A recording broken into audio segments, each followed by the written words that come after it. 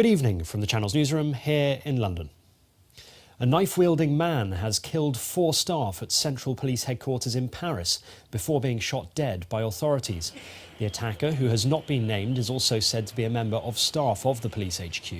The area in the Ile de la Cité in the centre of Paris has been sealed off. The attack comes a day after police went on strike across France over increasing violence towards officers. President Emmanuel Macron, Prime Minister Edouard Philippe and Interior Minister Christophe Castaner have all gone to the site. Security forces in the Iraqi capital Baghdad have fired live rounds at protesters who defied a government curfew. Thousands of people have taken to the streets in recent days to protest about unemployment, corruption and poor public services. Demonstrations have turned increasingly violent, leaving at least 18 people dead and more than 200 injured. Protesters burned down government buildings in Nasiriyah, Amara and the Shiite holy city of Najaf. In Kut, protesters tried to break into the municipality building. Meanwhile, in Baghdad, police and the army opened fire and launched tear gas canisters to disperse hundreds of protesters on the streets of the capital and near the Baghdad airport. A curfew is in effect in the Iraqi capital and 3 other cities. The government vowed to address protesters' concerns. A rare World War II-era plane has crashed at an airport in the US state of Connecticut, killing at least 7 people. Is that a fire?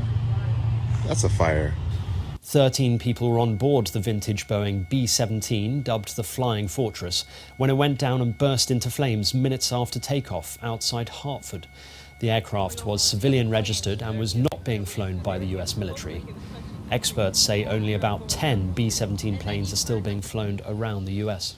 US presidential candidate Senator Bernie Sanders has been hospitalised with chest pains, forcing him to cancel his campaign events until further notice. Sanders was in Las Vegas, Nevada, as part of the 2020 campaign, where he experienced discomfort and was taken to hospital. His campaign team said doctors inserted 2 stents after finding a blockage in one of his arteries.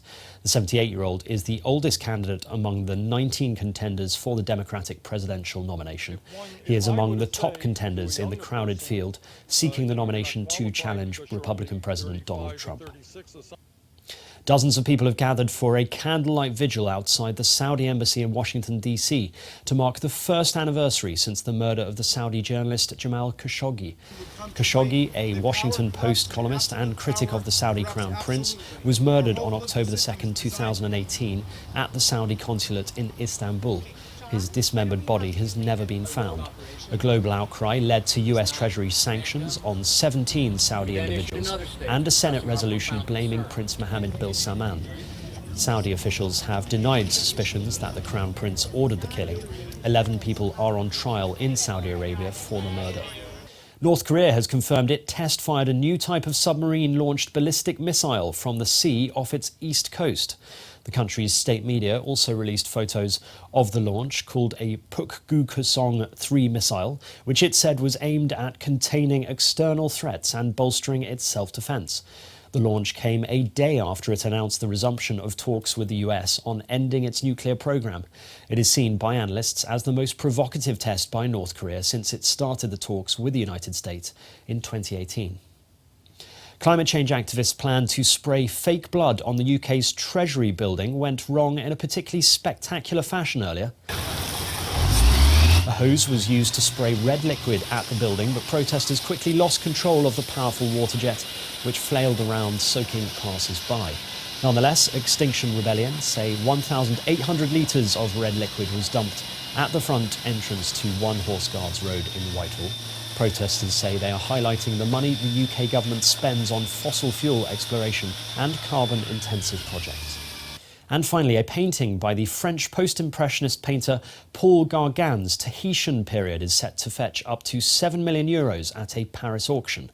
The painting, which is titled Teboiro, depicts a stream with birds and flowers in a rich palette of blues and greens, and was painted in 1897 while the artist was living in Tahiti. In 2015, his work When Will You Marry sold for $300 million, making it the most expensive work of art ever sold at the time. Born in Paris in 1948 and unappreciated until after his death, Gauguin was influential in the symbolist movement and influenced modern artists like Picasso and Matisse. And that's your international news around the world in 5.